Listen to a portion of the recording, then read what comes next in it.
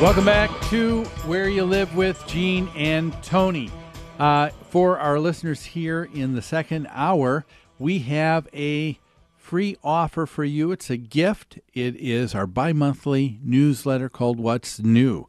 A lot of what we talk about on the show is covered in further detail in that newsletter. It's yours free for the asking. All you need to do is give us a call during the week at New Concepts at 952-922-2500. Ask for Courtney. She'll make sure that you start receiving that subscription. And by the way, we are broadcasting live from the Concierge Landscape Studios. We're brought to you this second hour by Extreme Exteriors and American Family Insurance, the Kim Bennett Agency.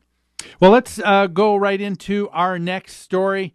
Like I said, you had to have been away from all TV or communication, living under a rock this last week, not to know or hear about this story that has been it's tragic story about a young gentleman by the name of Pt.1 Martin, 17 years old, who was shot by a gentleman. His name is George Zimmerman, who was considered a neighborhood watch captain, and in his homeowners association. And a lot of people don't know it was an HOA. That's right. And apparently Pt.1 was just walking through the community, coming home from the convenience store with treats for his younger brother, it said. And there was some kind of altercation, or maybe not.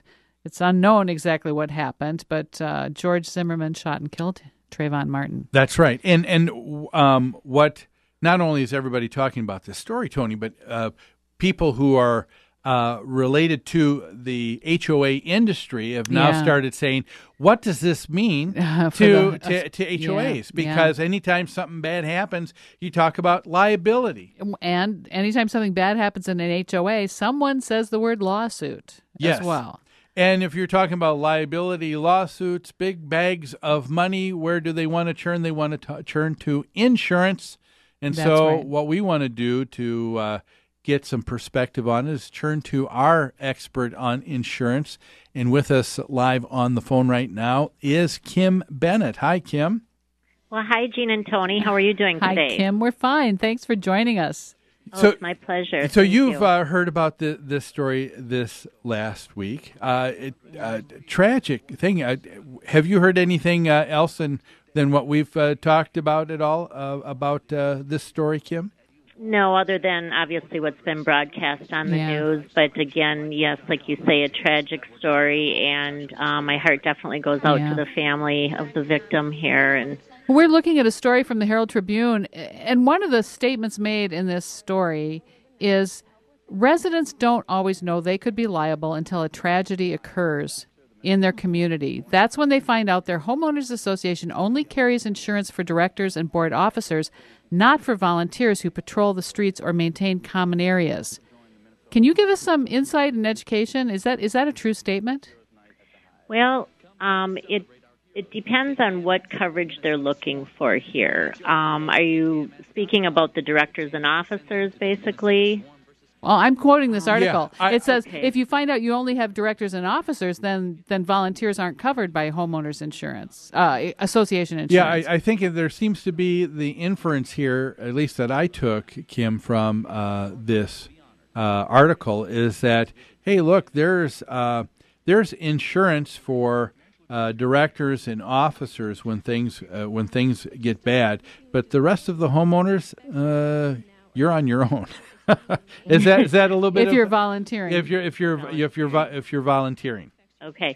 I do have, and again, I can only speak for Minnesota. You know, this obviously happened in Florida, and so typically, it's in my opinion, and I looked up the form here, that an insured person under the directors and officers liability would include former, present, or future directors, officers, trustees, employees, and then it says volunteer or member of the staff or faculty or any duly constituted committee of the organization. Okay. Yeah. Okay. So it sounds like if this volunteer is directed by the board, that would be covered. Right, and I believe it has to appear in their minutes or be documented somewhere that they are appointed in a committee capacity, and then they would have coverage under the directors and officers. How about under the general property liability? Would there be some coverage there? Again, general liability does consider the unit owners under their policy as far as being covered for that. However, the exclusion comes in then that if there is a criminal act or violation of the law, of course, then it's excluded. Okay. All right. So in this case, we're still talking about this as an accident, but certainly if it were a criminal action or illegal activity, the homeowners association is not going to cover their volunteers or their residents. Correct. Yeah. All right. And even so that. Not only the homeowners, but the directors and officers. There's no officer that's covered with D&O insurance for doing anything wrong. Or illegal. Yeah. Correct. To me, part of it, Kim, seemed kind of alarmist. The beginning sentence said that this story should be a cautionary tale for homeowner associations, experts say.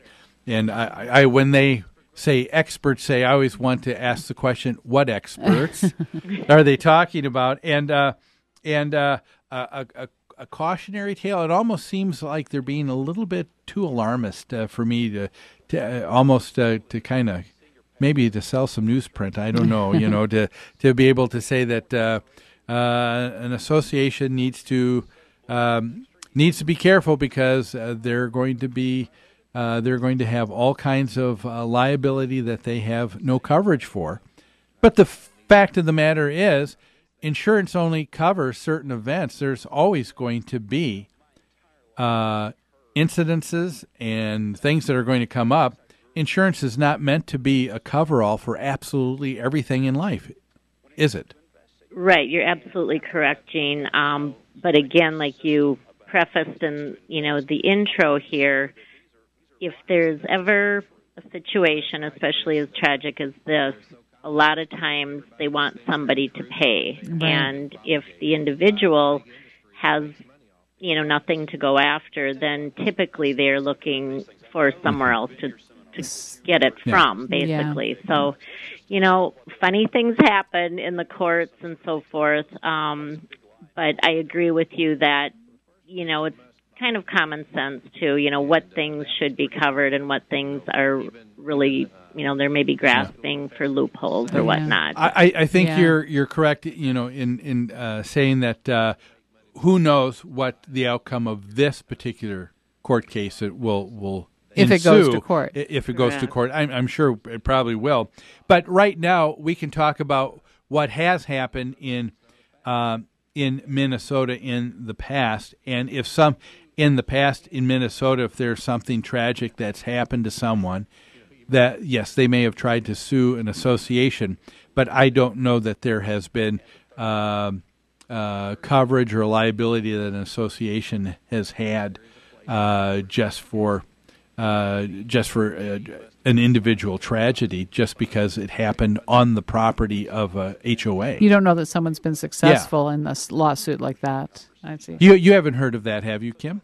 I've been in the business quite some time, and I have not personally seen a case where it's come back under the association's coverage for somebody maybe acting in a capacity that, they have personally, and even come back if they are on the board or something.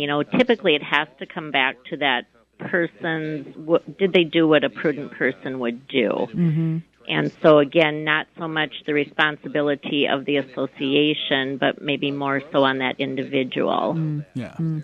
And so for a self-managed association, too, we want to just reiterate one more time here that,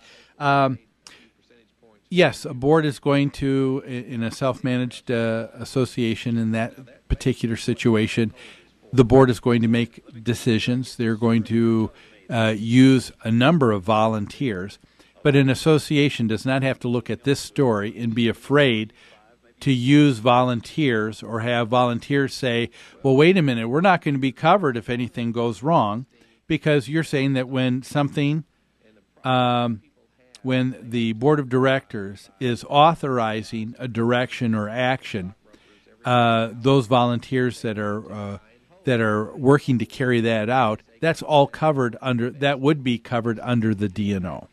Correct. Okay. Yes, it would. Mm-hmm. All right.